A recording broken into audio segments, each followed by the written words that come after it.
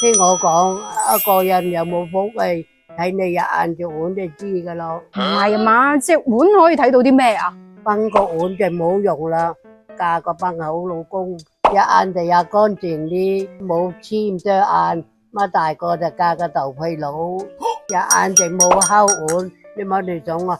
唔使做乞兒啊！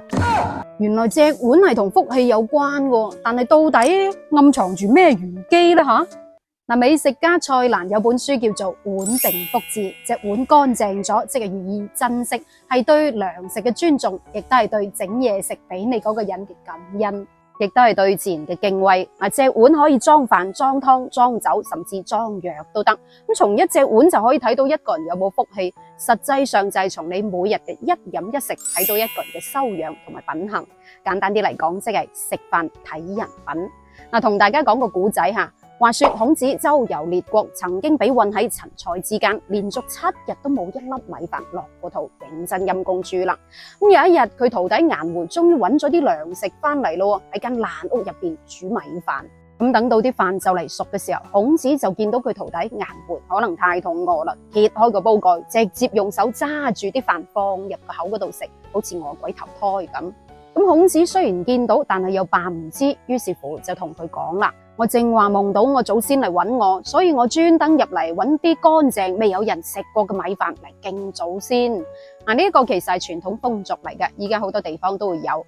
咁敬祖先嘅米飯一定係要剛煲好，未有人食過先至可以用嚟敬祖先噶嘛，係咪？其實孔子係專登咁講嘅啫，專登想教育佢自己嘅徒弟唔好偷食。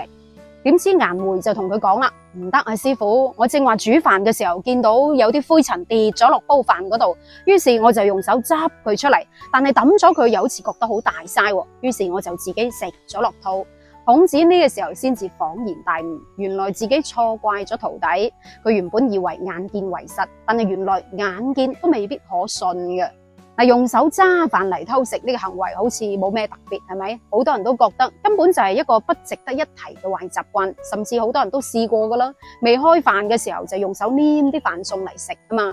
但係孔子認為啦，就算係一個咁細微嘅壞習慣都好，都有可能會毀咗一個人嘅一生。咁如果佢徒弟真係未等齊人，未開飯就自己用手揸啲飯嚟偷食嘅呢一種食相，呢一種禮節，就會俾人認為係冇家教、冇修養噶啦。孔子係好注重一個食飯禮儀嘅人嚟嘅，咁佢認為一個人只有喺飯桌上面有分寸，日常生活中先至係一個知進退嘅人，先至會受人尊敬噶嘛。咁呢一個就係孔子想教育佢徒弟嘅原因啦。但係講到呢度，有人話啦，喂，食個飯啫，同福氣有乜關係啊？頂多係同禮節修養有關啫，係咪？其實一個人嘅飯品就係人品，唔好睇小嗰個食飯嘅時候仍然可以保持良好修養嘅人。平時有啲人着得身光頸靚，舉止談吐大方得體，但係一到食飯嘅時候，一拎起個碗就暴露咗佢真面目啦。品相端碗可見，係勾住個碗嚟食飯啦，定係捧住個碗嚟食飯，定係全程冇摸過隻碗嘅單手嚟食飯，冇修養何來福氣呢？係咪？做人有做人嘅規矩，食飯都有食飯嘅規矩。譬如話有啲人食飯嘅時候係好自私嘅，淨係夾自己中意食嘅餸嘅啫。如果係有轉盤嘅情況下，佢就淨係轉碟餸喺自己面前起晒咁夾，完全唔顧旁人嘅感受嘅。仲有啲人食飯夾餸嘅時候，中意飛象過河夾人哋面前嘅，又中意抄底，搞到個個食到口水尾。有呢一種行為嘅人都係自私自利、唔顧人感受嘅人。所以話判斷一個人嘅人品好定壞，唔使聽佢講古仔啊，睇佢食餐飯就知啦。如果一個人連食飯嘅時候都保持一個良好嘅修養嘅話，人品都唔會差嘅。呢一個就係佢隻碗暗藏嘅玄機啦。咁除咗修養之外，第二點就係珍惜糧食，勤儉食飯，福報自有。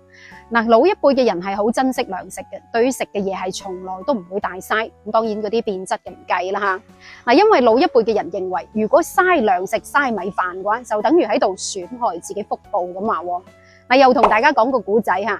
話說喺明朝嘅時候，有個有錢佬叫做張宜芳，咁佢屋企有田又有地又有租收，過住錦衣玉食嘅生活。咁啲租戶日日都辛勤耕種，年年都有交租糧俾佢。咁慢慢張宜芳收翻嚟嘅糧食就越嚟越多，多到堆積如山，食都食唔晒，要等喺糧倉。呢個時候就有人叫佢啦，喂，你咁多糧食又食唔晒喎，多出嚟嗰啲不如用嚟救濟下窮人，當幫自己積福啊嘛，係咪？點知俾張二芳一口就拒絕咗，但係存糧放得耐係會發毛噶嘛。咁張二芳就諗咗個計仔啦，將發毛嗰啲倒晒佢，而仲可以食嗰啲就用嚟餵豬啊、餵狗啊、餵羊。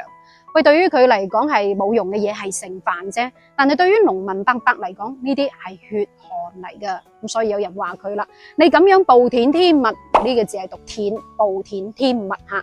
你咁樣暴殄天物會俾天收啊，因住有報應噶，會致福噶。嗱，後嚟到咗正德6年，黃河決堤，張二芳嘅良田萬頃、萬貫家財，通通都俾毀晒，變得一無所有。咁因為佢平時為人實在係太刻薄、太孤寒啊，又自私自利，所以冇人伸出援手去幫佢，而一家人監生咁餓死咗啦。所以你睇翻嘥糧食、暴殄天物，福報就會流失啦。所以老一輩嘅人經常話食幾多着幾多係整定嘅，呢啲都係由福報去決定。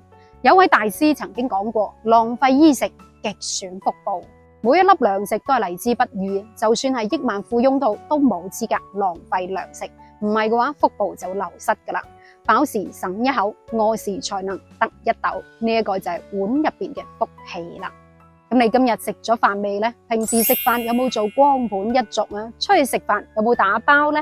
留言分享下，我哋評論區見，下一期再見，拜拜。